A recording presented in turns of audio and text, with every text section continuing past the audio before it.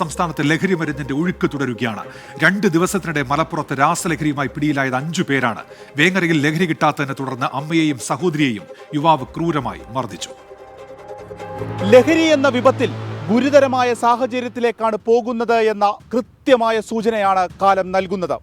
2 ദിവസത്തിനിടെ മലപ്പുറത്ത് MDMA-യുമായി ബന്ധപ്പെട്ട് 3 സംഭവങ്ങൾ.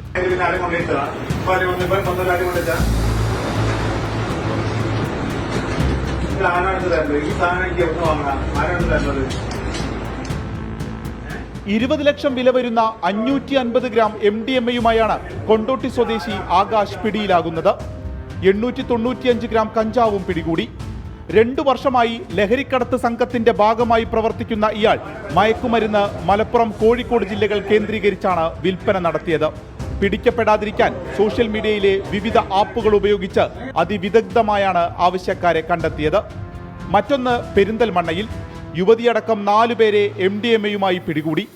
ആഡംബര ഫ്ളാറ്റുകൾ കേന്ദ്രീകരിച്ച് ലഹരി വിൽപ്പന നടത്തുന്ന സംഘം. ഓപ്പറേഷൻ ഡി ഹണ്ടിന്റെ ഭാഗമായിട്ടായിരുന്നു പരിശോധന.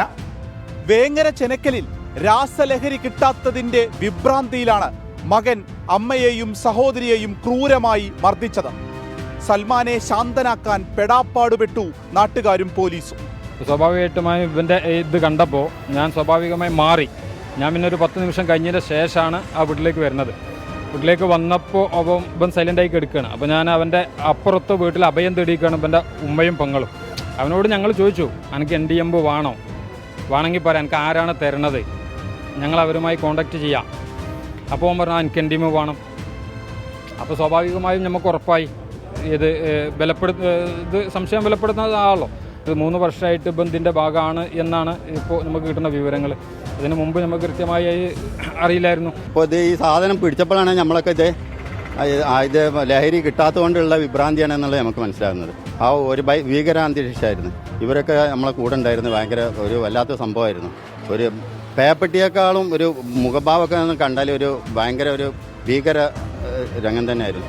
സർക്കാർ ഇതിൽ കുതിരവട്ടത്ത് കൊണ്ടുപോകണമെങ്കിൽ ബസ് സ്റ്റാൻഡ് ആവശ്യമാണെന്ന് പറഞ്ഞ്, അപ്പോൾ അതിന് ആളില്ലാത്തത് കൊണ്ട് ഞങ്ങൾ ഇവിടെ അഡ്മിറ്റാക്കിയിട്ട് ഡി അഡിക്ഷൻ സെന്ററിലേക്ക് മാറ്റിയിരിക്കുകയാണ് പോലീസ്. വീട്ടുകാർ ആദ്യം കരുതിയിരുന്നത് മാനസിക പ്രശ്നം എന്നാണ്. ലഹരി കിട്ടാത്തതിന്റെ പരാക്രമം എന്ന് മനസ്സിലായത് ഇപ്പോൾ മാത്രം. വലിയൊരു പ്രയാസത്തിലാണ്, നമ്മളിപ്പോൾ ആശങ്കയിലുമാണ്.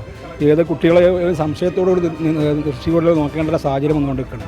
അപ്പോൾ നമ്മളതിനെ പ്രതിരോധിക്കാൻ വേണ്ടി ഇവർ രഹസ്യമായി കൈകാര്യം ചെയ്യുന്ന ഈ വിഷയത്തെ ഞങ്ങളും ഒരു രഹസ്യമായിട്ടുള്ളൊരു കൂട്ടായ്മ ആദ്യം ഉണ്ടാക്കാമെന്നുള്ള ശ്രമത്തിൻ്റെ ഭാഗമായിട്ട് ഞങ്ങളൊരു 4 വാർഡുകൾ 12, 13, 14, 1 വാർഡുകളിൽ കേന്ദ്രീകരിച്ചുകൊണ്ട് ഞങ്ങൾ വിവിധ കവലകളിൽ ഞങ്ങൾ കേന്ദ്രീകരിച്ച് ഞങ്ങൾ ഓരോരോ ടീമുകൾ ഉണ്ടാക്കി കേഡറായിട്ടുള്ള കുറച്ച് ആളുകളെ ഉണ്ടാക്കിക്കൊണ്ടിരിക്കുകയാണ്.